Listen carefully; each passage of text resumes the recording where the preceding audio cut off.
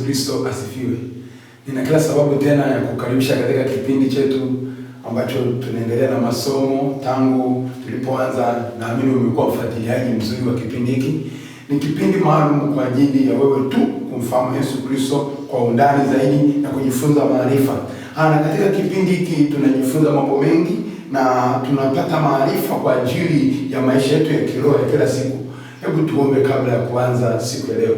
Bwana Yesu, ninakushukuru, nasema asante kwa ajili ya siku ya leo. Ninakutukuza kwa ajili ya muda huu na wakati huu. Tazama Mungu, tunapoenda kujifunza neno lako, naomba sema na mtazamaji na msikilizaji pia atakayekuwa anasikiliza na kutazama kipindi hiki. Ebeneza, ninaomba akaachilie neema kuna maarifa ya Roho Mtakatifu yatusaidie katika kujifunza neno hili Ebeneza. Ili neno likamfae huyo ambaye Bwana anaenda kutazama na kusikiliza. Mungu wangu, ninakuadhimisha ni katika jina la Yesu Kristo. Amen. Bwana Yesu Kristo asifiwe. Huko nyuma tumejifunza masomo mbalimbali, lakini siku ya leo tuna somo moja tu ambalo ni la muhimu, na somo hili ni habari za Roho Mtakatifu. Kichwa cha somo inasema nguvu ya mtu yoyote aliyempokea Yesu Kristo ni Roho Mtakatifu ndani yake. Nguvu ya mtu yoyote aliyempokea Yesu Kristo ni Roho Mtakatifu ndani yake. Ukisoma Matendo ya Mitume ile 1:8, neno la Bwana linatuambia pale kwamba lakini mtapokea nguvu akiisha kuajilia juu yenu Roho Mtakatifu, nanyi mtakuwa mashahidi wangu katika Yerusalemu na katika Uyahudi wote. Roho Mtakatifu ni nafsi ya Mungu, ni nafsi hai ya Mungu, ni nafsi ambayo inafanya kazi kushirikiana na Mungu. Yesu alipoondoka duniani alisema sitawaacha yatima, bali nitawapa msaidizi, na msaidizi huyu ni Roho Mtakatifu. Kwa hiyo ili uweze kuona Yesu Kristo ndani yako, aweze kufanya kazi ndani yako na utembee naye, ni lazima uwe na hiyo nafsi.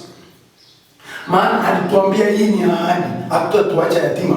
Kwa hiyo maisha yako yanapokuwa yatima ni kwa sababu ndani yako Roho Mtakatifu hajapata nafasi. Kwa hiyo kuwa na Yesu ndani yako lakini bado hujapokea ile nguvu ya uvuvio wa Roho Mtakatifu, ni ngumu kuwasiliana na Yesu, maana yule mwenyewe ndo anayetuombea. Ukiangalia kwa Rumi 8:26 anasema kadhalika Roho naye utusaidia udhaifu wetu, kwa sababu hatujui kuomba jinsi tupasavyo, lakini Roho mwenyewe hutuombea kwa kusiweza kutamka. Kwa hiyo Roho Mtakatifu ni msaidizi, ni nguvu ndani yetu, anakusaidia wewe ambaye umemwamini Yesu Kristo. Na ni zawadi ya pekee ambayo Yesu alituachia. Alipoondoka, hakupenda atuache katika hali ya uyatima. Kwa hiyo akaachilia nguvu ya Roho Mtakatifu. Unapompokea Yesu Kristo, zawadi kubwa ambayo anakupa ni kwamba kwanza unafanyika mwana. Lakini zawadi nyingine kubwa zaidi ni kwamba anakupa nguvu ya Roho Mtakatifu. Na hii nguvu inakufanya uzidi kumwelewa Yesu Kristo na kumjua ndani zaidi. Kwa hiyo siri ya kumfahamu Yesu kule ndani ni kuwa na nguvu ya Roho Mtakatifu. Ili uweze kuwa shahidi wa Yesu Kristo, lazima uwe na nguvu ya Roho Mtakatifu. Kwa hiyo ili uweze kumtangaza Yesu Kristo, lazima kwanza uwe na nguvu ya Roho Mtakatifu. Maana Yesu Kristo ni Mungu mwenyewe. Kwa hiyo ili ujue kilichoko ndani yake, uambie wengine habari za huyu Yesu Kristo, ni lazima uwe na nguvu ambayo inakuelekeza. Kwa sababu maarifa ya kweli yanapatikana katika huyo Roho Mtakatifu. Ili uweze kutumika katika Kristo, jitahidi ubatizwe kwa ubatizo wa Roho Mtakatifu. Tunaona Yesu Kristo wakati anamfuata Yohana Mbatizaji. Yohana alitamka maneno kwamba mimi ninawabatiza kwa maji, lakini iwaje nyuma yangu mwenye nguvu kuliko mimi, mwenye uwezo kuliko mimi, huyo yeye atawabatiza kwa Roho na kwa moto. Kwa hiyo baada ya ubatizo wa maji kuna ubatizo wa Roho na wa moto. Kwa Roho Mtakatifu anachokifanya ndani ya mtu ni kumbatiza katika ubatizo ule wa Roho na moto. Kwa hiyo ule ubatizo ukishaingia ndani yako, hapo ndio unafanyika sasa kwa ajili ya kwenda kutenda kazi. Kwa hiyo usikubali kufanya huduma kama hiyo nguvu bado haijaingia ndani yako. Ukiangalia Matendo ya Mitume 1 ule mstari wa 5 anasema hivi ya kwamba Yohana alibatiza kwa maji, bali ninyi mtabatizwa kwa Roho Mtakatifu baada ya siku hizi chache. Yohana alibatiza kwa maji, wewe uende umebatizwa kwa maji, lakini kuna ubatizo mwingine ambao huo ndio nguvu ya Mungu ndani yako. Huo ndio unaomtambulisha Yesu Kristo ndani yako. Huo ndio unayekupa nguvu. Sasa Yohana alibatiza kwa maji, wewe ulibatizwa kwa maji, lakini baada Yesu Kristo anaingia ndani yako, anakubatiza kwa ule ubatizo wa ndani, ubatizo wa Roho Mtakatifu. Tukiangalia kile kitabu cha Mathayo 3:11 anasema hivi: kweli mimi nawabatiza kwa maji kwa ajili ya toba, bali yeye ajaye nyuma yangu ana nguvu kuliko mimi, wala sistahili hata kuvichukua viatu vyake. Yeye atawabatiza kwa Roho Mtakatifu na kwa moto. Yohana anakiri kabisa kwamba kweli mimi ninawabatiza kwa maji, ila yuaje nyuma yangu ambaye ana nguvu, huyu atawabatiza kwa Roho Mtakatifu na kwa moto. Roho Mtakatifu anapoingia ndani ya mtu, anaanza kukufunulia mambo mengi, hata yale ambayo ulikuwa uyajui ndani ya Yesu. Maana yeye kwanza anakutambulishia kilichoko ndani ya Yesu Kristo. Anatambulisha haja ya Yesu Kristo kwenye maisha yako ya kiroho. Kwa hiyo Roho Mtakatifu anatufunulia. Ukiangalia kama Yohana 14 na ule mstari ule wa 8, tunaona kabisa kwamba, hebu tuiangalie Yohana 14 ule mstari wa 8. Yohana 14 mstari wa 8, neno la Mungu linasema hivi. Yohana 14 mstari wa 8, neno la Mungu linasema hivi. Filipo akamwambia, Bwana, utuonyeshe Baba yatutosha. Yohana 14 mstari wa 8. Mstari wa 8 anasema, Filipo anasema hivi. Filipo akamwambia, Bwana, utuonyeshe Baba yatutosha. Ukiangalia ile mstari wa 29, ukirudia pale anasema, na sasa nimewaambia kabla alijatokea kusudi litakapotokea mpate kuamini. Kwa hiyo hapa tunaona Yesu anataka tuamini. Filipo anataka kuona njia. Sasa njia sahihi au ufunuo wa kitu kilichoko mbele ni Roho Mtakatifu, ndo anayetufunulia sisi kujua kilichoko mbele. Ina maana kwamba anajua kesho yako. Yeye ni Mungu mwenyewe, anajua kwamba nini kusudi, anajua nini maana yako ya kesho, anajua nafasi yako ya kesho uwe nani. Kwa Roho Mtakatifu ndio mwenye jawabu la mambo mengi katika maisha yako wewe ambao muamini Yesu Kristo. Roho Mtakatifu anakupa uwezo wa kutabiri. Uwezo wa kutabiri unapatikana ndani ya Roho Mtakatifu. Ukiangalia hata Matendo ya Mitume pale, Matendo ya Mitume 2:18 anasema hivi. 2:18 anasema hivi. Na siku zile nitawamwagia watumishi wangu wanaume na wanawake roho yangu, nao watatabiri. Kwa hata nguvu ya kutabiri mambo yajayo, nguvu ya kujitabiria maisha yako. Maana wewe mwenyewe ndio nabii wa maisha yako. Ukiwa na Roho Mtakatifu utajitabiria mambo makubwa yanayotokea, maana anasema nitawamwagia. Kwa hiyo Roho Mtakatifu anatupa nguvu ya kutabiri mema. Hata kama wamekutabiria mabaya, lakini Roho Mtakatifu yeye kazi yake ni kubadilisha. Kwa hiyo Bwana anatuahidi kabisa kwamba siku za mwisho nitawamwagia watu wangu roho yangu, wana zenu na binti zenu watatabiri. Anasema ile Mitume 2:19, tuangalie tena. Nami nitatoa ajabu katika mbingu juu na ishara katika nchi chini, damu na moto na mvuke na moshi wa moshi. Hapa tunaona kwamba miujiza itatokea kupitia, ishara zitatokea kupitia Roho Mtakatifu. Hamna ishara ambayo inatokea nje ya Roho Mtakatifu. Ukiona ishara inatokea nje ya Roho Mtakatifu, iko nje ya neno la Mungu. Kwa hiyo ishara nyingi ambazo zinatokana na neno la Mungu zina nguvu ya Roho Mtakatifu nyuma yake. Kwa hiyo hata kama kuna mambo ambayo unatarajia uyaone kwa jinsi isivyo ya kawaida, ni lazima uwe na nguvu ya Roho Mtakatifu. Kwa hiyo ninakuomba wewe unanitazama na kunisikiliza kwamba tamani upate kipawa cha Roho Mtakatifu. Roho Mtakatifu anapoingia ndani yako, analeta ishara, anabadilisha maisha yako, anakuonyesha ishara ya mambo yajayo. Ukienda mahali kama kuna hatari, anakuonyesha ishara kwamba hapo kuna hatari. Roho Mtakatifu ni alarm. Roho Mtakatifu ni alarm, ana kengele. Kama kuna mahali unapita mahali patani, mbele kuna ajali, Roho Mtakatifu anakuhabarisha. Kwa hiyo Roho Mtakatifu huwa anatuelekeza hata mambo yajayo. Biblia inasema hata mambo yajayo atatupasha habari ya mambo yajayo. Kwa hiyo Roho Mtakatifu unapokuwa naye pia anakuhabarisha, anakuonyesha mambo yajayo, anakufunulia mambo yajayo ambayo kwa akili za kawaida ni ngumu kujua kwamba mbele kuna hatari gani.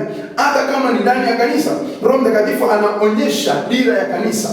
Usiingie gharama ya kutafuta miujiza popote. Tafuta nguvu ya Roho Mtakatifu. Yule ndio mwenye miujiza. Usiingie gharama kutafuta muujiza wa aina yote. Muujiza wa kwanza unatokana kwenye ile nguvu. Ile nguvu ndio inayofanya miujiza ndani ya mtumishi. Ili kiwango chako cha kutumika kiwe kizuri, tafuta nguvu ya Roho Mtakatifu. Na wewe labda uende unatamani kutumika, umtumikie Mungu, utangaze habari za Yesu Kristo, ukahubiri injili kwenye mataifa makubwa, ukahubiri injili kwenye nchi mbalimbali. Kwanza tafuta nguvu ya Roho Mtakatifu. Roho Mtakatifu ni Mungu mwenyewe anayekusaidia usifanye huduma ya kiroho, hata kuombea au usifungue, hata kama ni huduma, hata kama ni kanisa, usikubali kufanya huduma kabla hiyo nguvu ya Roho Mtakatifu haijaingia ndani yako. Kwa nini? Kinachofanya huduma si wewe. Kinachofanya huduma ni kile cha ndani. Mungu ndo anakitumia kile cha ndani, na kile cha ndani ndo kina mahusiano na Mungu. Kwa hiyo ili uweze kufanya hata kama ni huduma au kuwa mchungaji au kuwa mwinjilisti, usikubali kuanza kazi ya Mungu bila kujazwa ujazo wa Roho Mtakatifu. Tutajifunza namna ya kujazwa Roho Mtakatifu huko mbele. Tutajifunza mambo mengi. Lakini ninatamani pale nikutie moyo kwamba Roho Mtakatifu ni Mungu. Anapoingia kwenye maisha yako, anakubadilisha, anakupa viwango vingine, anakupandisha kwenye ngazi nyingine, anakutofautisha na wengine. Kwa sababu gani? Roho Mtakatifu ni Mungu ndani ya mtu. Kanisa likikosa nguvu ya Roho Mtakatifu linakuwa mzigo. Kanisa likikosa nguvu ya Roho Mtakatifu linakuwa mzigo hata kwa mchungaji anayeongoza. Kwa nini? Kanisa linaelemewa, maana hamna nguvu ya Mungu. Wanaendeshwa kwa mwili, wanaendeshwa katika sheria. Sheria zinaingia ndani ya kanisa. Kwa sababu gani? Watu wamekosa nguvu ya Roho Mtakatifu. Tunaona mimi ni mwimbaji, naimba kwaya. Wakati mwingine unaweza kushangaa watu wanachelewa mazoezi, wanagombezwa. Kwa nini? Kwa sababu mtu anapokuwa na nguvu ya Roho Mtakatifu, ile nguvu yenyewe tu inamwambia sasa ni wakati wa kwenda kutumika, ni wakati wa kwenda kwenye mazoezi ya kwaya, ni wakati wa kwenda kwenye mazoezi ya praise team, ni wakati wa kwenda ibadani. Kwa hiyo kanisa linapokosa nguvu ya Roho Mtakatifu, kanisa linaelemewa. Nimejaribu kukaa kwenye vikundi mbalimbali sana. Simaanishi kwamba vikundi ambavyo nimewahi kukaa ilikuwa nguvu ya Roho Mtakatifu hamna, hapana.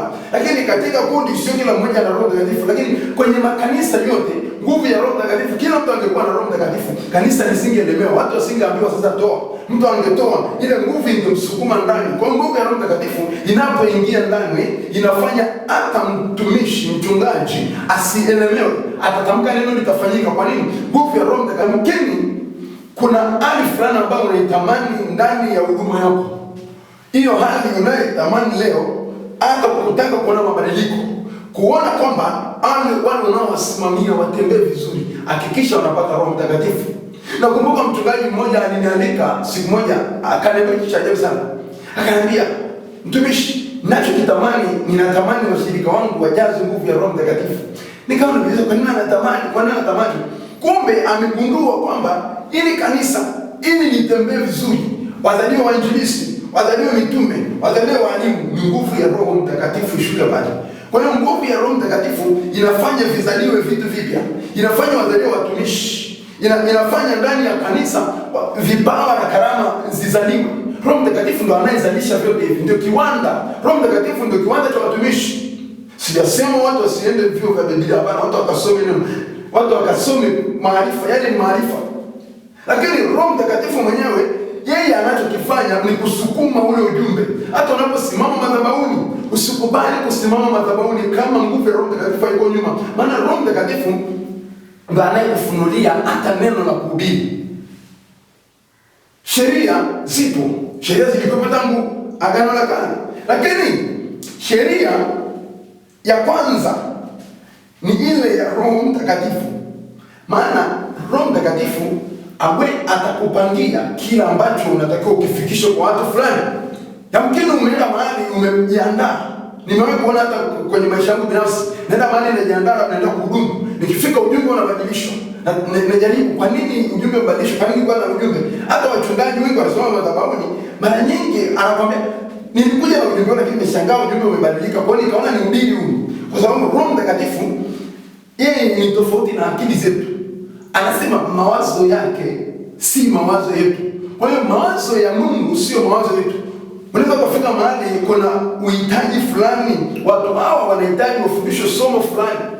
Sasa kama Roho Mtakatifu hajakufunulia, utafundisha lile la kwako. Lakini Roho Mtakatifu akikufunulia, utafika kwenye eneo fulani, kama ni huduma, utajua watu wana uhitaji fulani, wanahitaji somo fulani, na ukiwafundisha utashangaa watu wanafunguliwa, watu wanainuliwa, kwa sababu Roho Mtakatifu yeye anakufunulia, ndio anayetufunulia sisi. Ukikosa nguvu ya Roho Mtakatifu, unakosa shauku ya kutumika. Ngoja nikwambie, ili uweze kutumika na kumtumikia Mungu, ni lazima uwe na shauku. Shauku ndio kitu cha ndani, ndio msukumo.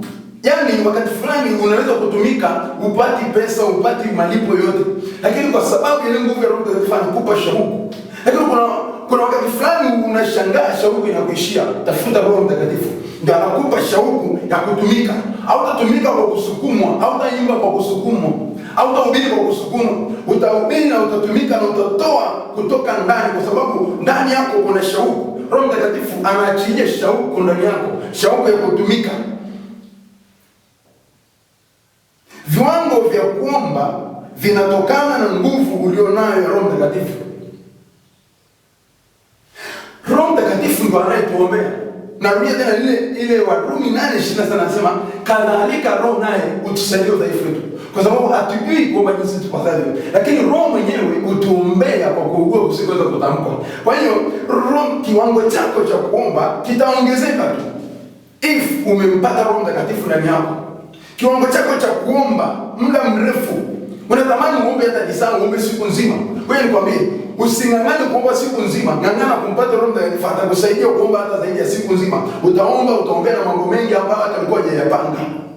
Ukiona nguvu yako ya maombi inashuka, nenda kwenye magoti, tubu, omba rehema, msii Roho Mtakatifu ashuke, maana yeye peke yake ndiye anaweza kukusaidia ukaomba.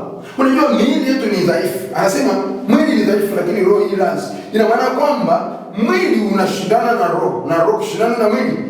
Kuna wakati fulani unaweza ukawa na hali ya uchovu, hali ya juu, lakini ukimwita Roho Mtakatifu anaondoa uchovu, anakupa nguvu ya kuomba. Unashangaa ulikuwa unaomba dakika 5, unashangaa unaomba nusu saa, unashangaa unaomba lisaa, hata siku nzima. Unashangaa unaombea maeneo mengi katika maisha yako. Uombi tena kwa kusikiliza fahamu zako, unaomba kwa kumsikiliza Mungu. Uombi tena kwa kutazama aina ya jaribu unalopitia.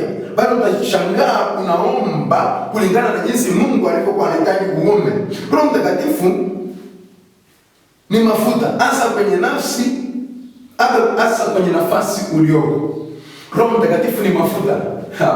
Roho Mtakatifu unapompata, yeye ni mafuta, anakutia mafuta. Tunamwona Yesu anasema Roho Bwana ni juu yangu kwa sababu Bwana amenitia mafuta. Kwa hiyo ina maana kwamba Roho Mtakatifu ndio mafuta. Ndio mafuta halisi. Achana na mafuta ya wanaopaka watu ambao wamejichukulia kwamba tunaweza kupaka watu mafuta. Mafuta halisi ni Roho Mtakatifu. Roho Mtakatifu anaposhuka ndio anayekutia mafuta. Mafuta sio mafuta haya ya kawaida yanayoonekana kwa jinsi ya mwili. Sio mafuta ya mizeituni, hapana. Roho Mtakatifu ndio mafuta halisi ambaye akishuka ndani yako ndio anayekutia wewe mafuta. Na mafuta hayo utahubiri injili kwa mataifa.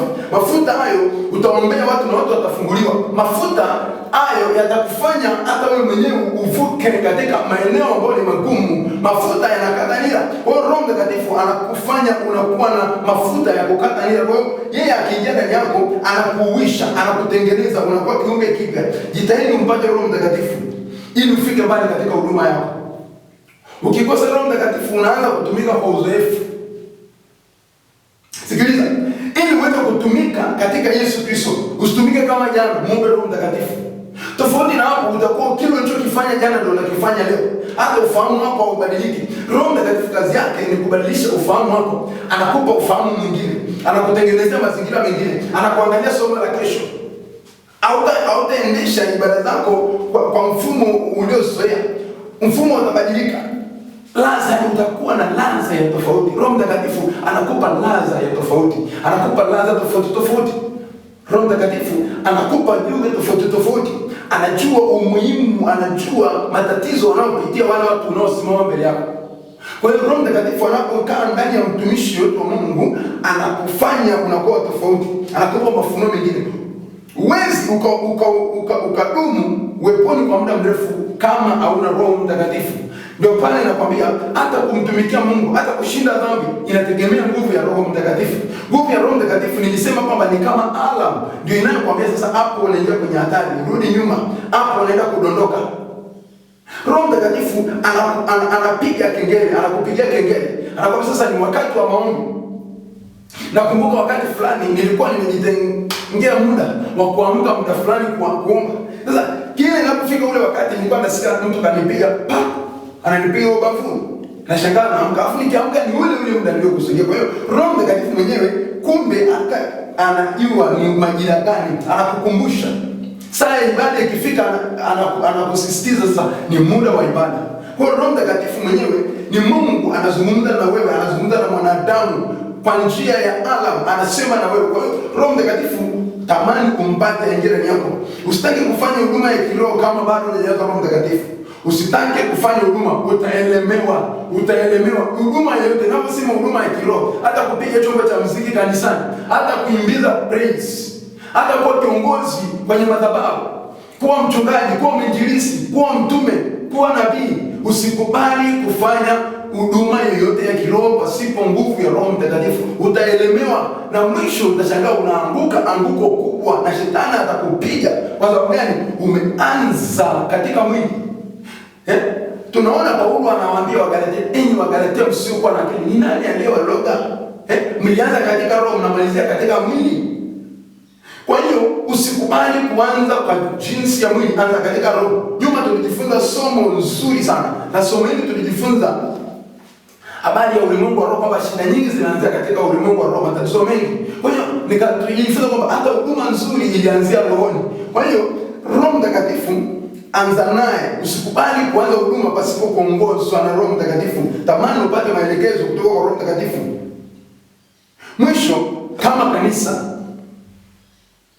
linampinga Roho Mtakatifu, sijui hata ni kanisa lako unalosali, sijui kama linampinga Roho Mtakatifu, kimbia hapo. Hilo sio kanisa, hilo ni shirika binafsi. Tamani umpate Roho Mtakatifu. Kanisa ambalo linampinga Roho Mtakatifu, hapo hamna nguvu ya Mungu, hapo hamna Yesu anayohubiriwa. Roho Mtakatifu ni Mungu mwenyewe. Ukimpinga Roho Mtakatifu umempinga Mungu. Roho Mtakatifu ndio anayetusaidia kuishi, ndio anayetusaidia kuomba, ndio anayetusaidia kuhubiri, ndio anayetusaidia kufundisha, ndio anayetusaidia kutumika, ndio anayetusaidia kushinda dhambi. Kwa hiyo kama Roho Mtakatifu anapingwa, kimbia mahali hapo, sio mahali sahihi. Mahali sahihi ni mahali ambapo anahubiriwa Yesu na Roho Mtakatifu ambaye ni Mungu mwenyewe. Maana Yesu alisema sitawaacha yatima, bali nitawapa msaidizi ambaye ni Roho Mtakatifu. Roho Mtakatifu ni nafsi hai ya Mungu. Labda umetazama kipindi hiki na umesikiliza na unatamani kumpokea Roho Mtakatifu, au uenda hujaokoka au uliokoka na ukaacha wokovu. Na unafuatisha maneno haya, utajifunza, tutaendelea kujifunza, lakini natamani hebu leo mpokee Yesu Kristo. Bado nafasi ya kumpokea Roho Mtakatifu. Huku mbele tutajifunza somo jinsi ya kumpokea, tutafundishana, lakini hata sasa kupitia hili somo naweza nikakupa mbinu za kumpokea Roho Mtakatifu. Mbinu ya kwanza ni neno la Kristo. Mbinu ya kwanza ni mtakatifu. Roho Mtakatifu yeye mwenyewe ni mtakatifu. Kwa hiyo ukiwa mtakatifu, Roho Mtakatifu ataenda ndani yako. Na utakatifu wa kwanza ni kumpokea Yesu Kristo kuwa Bwana na Mwokozi wa maisha yako na kuacha dhambi. Kama unanitazama na unanisikia na hujampokea Yesu Kristo, au ulishampokea Yesu Kristo ukarudi nyuma, naomba fuatisha maneno haya. Sema, Bwana Yesu, ninakuja mbele zako. Mimi ni mwenye dhambi, nimelisikia neno lako. Bwana Yesu, ninaomba unisamehe. Nimemkosea Roho Mtakatifu, nimemhuzunisha Roho Mtakatifu. Bwana Yesu, ninaomba toba. Naomba unirehemu Bwana. Nisamehe dhambi zangu zote nilizozifanya kwa kujua na kwa kutokujua. Asante Bwana Yesu kwa kunisamehe. Futa jina langu katika kitabu cha hukumu. Andika jina langu katika kitabu cha uzima wa milele. Asante Bwana Yesu kwa kunisamehe. Sasa mimi ni kiumbe kipya. Bwana Yesu, naomba unipe nguvu ya Roho Mtakatifu. Kwa sababu nikimkiri Yesu kwa kinywa changu ya kuwa ni Bwana, na kwa mimi ni Mungu, kwa Mungu alifua katika wafu, nitaokoka. Roho Mtakatifu, karibu ndani yangu sasa. Unibatize kwa Roho na kwa moto. Asante Yesu. Asante Yesu. Asante Yesu. Unaweza kuendelea kusema asante Yesu wakati huu nikuombee. Ila kusema asante Yesu kuna nguvu itashuka mahali hapo. Yesu, asante kwa ajili ya mtoto wako Bwana kile. Asante Yesu. Naomba achilia neema yako ya Roho Mtakatifu, achilia nguvu zako juu yake Bwana sasa katika jina la Yesu Kristo. Mungu achilia nguvu za Roho Mtakatifu juu yake sasa, kaanze kunena kwa lugha mpya. Pokea kipawa cha Roho Mtakatifu sasa kwa mamlaka ya jina la Yesu Kristo. Ninaachilia nguvu na moto wa Roho Mtakatifu kwa wake juu yako katika jina la Yesu Kristo. Amen. Basi kama umebatizwa Roho Mtakatifu, Mungu akubariki sana, na endelea kukiri asante Yesu. Hata ukiwa kibani kwako, endelea kusema asante Yesu. Kuna saa atashuka na atakusaidia. Wewe ni kiumbe kipya. Amen.